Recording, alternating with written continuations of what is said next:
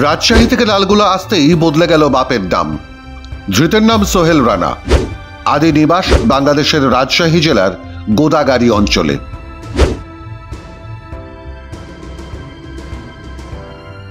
সোমবার লালগোলা স্টেশন থেকে তাকে গ্রেফতার করে লালগোলা থানার পুলিশ।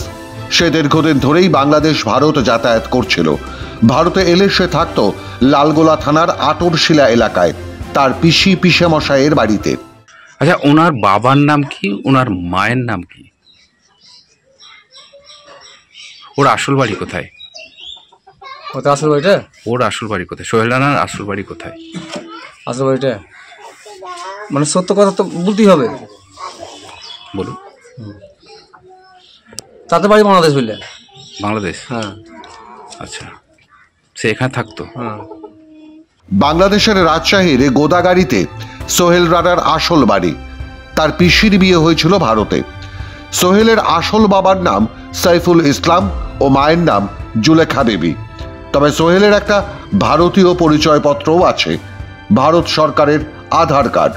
সেখানে তার বাবা মায়ের নামের জায়গায় লেখা আছে পিসেমশাইয়ের নাম আব্দুল রশিদ ও পিসি শেফালি বিবির নাম। কিভাবে থাকছে এখানে? এখানে আমার বোনের সাথে বিয়ে দিয়েছিলাম। কত বছর আগে? এই তো 8-9 বছর হলো। তার কি পাসপোর্ট আছে? হ্যাঁ, তার পাসপোর্ট আছে? আমার আধার কার্ড সবই আছে। আধার কার্ড আছে? হ্যাঁ। ইন্ডিয়ান আধার কার্ড? কিভাবে হলো? কিভাবে আধার কার্ড হলো?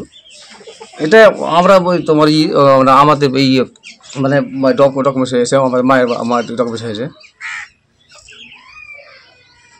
আপনার মায়ের ডকুমেন্টসে ওর কিভাবে হলো? ব্যাপারটা আমি কি করে বলবো দাদা, বলেন। কত বছর আগে বিয়ে হয়েছে আপনার বোনের সাথে? হলো 8 বছর 9 বছর হলো।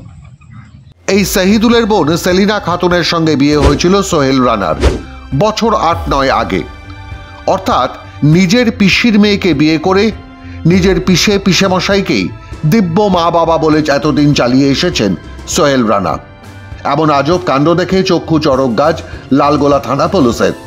সোহেল পেশায় রাজমিস্ত্রি, কাজ করত চেন্নাইতে। আধার কার্ডের ঠিকানা হিসেবে চেন্নাই দেওয়া ছিল এতদিন। ইদানিং ঠিকানা বদলে লালগোলা করেছিল, কারণ সম্প্রতি সে রাজশাহী বা চেন্নাই নয়, থাকছিল লালগোলায় পিসির বাড়িতেই।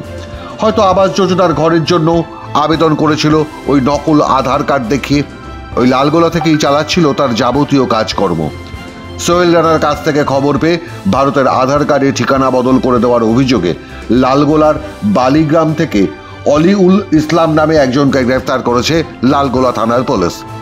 এছাড়াও বাংলাদেশ থেকে বেআইনিভাবে ভারতে ঢুকতে সাহায্য করবার অভিযোগে জলঙ্গি থানার দয়ারামপুর থেকে শাহরুল মোল্লা নামে আরও একজন দালালকে গ্রেফতার করা হয়েছে।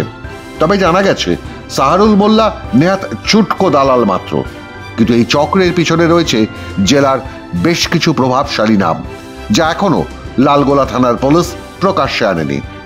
মাধ্যম ব্যুরো রিপোর্ট।